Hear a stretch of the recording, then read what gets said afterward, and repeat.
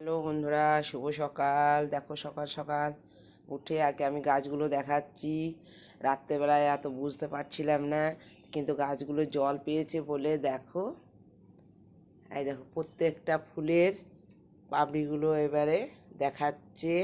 এই দেখো প্রত্যেকটা, দেখো এখানে দেখো প্রত্যেকটা ফুলের পাপড়িগুলো দেখাচ্ছে।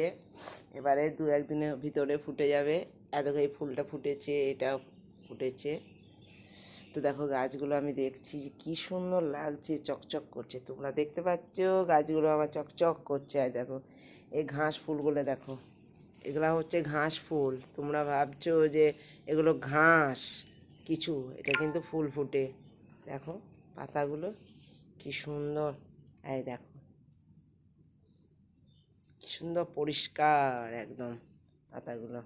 তো দেখো এখানে যাই, দেখো গাছগুলো কি সুন্দর, আমার গাছগুলো। কুমড়ো গাছটা দেখো,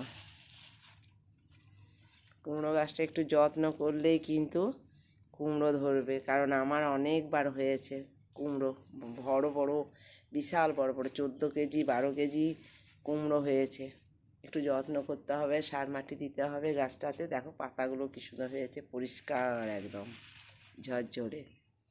জলের জন্যে হয়েছে। এখন 2 দিন জল দেবো না, অনেক জল পেয়েছে 2 দিন।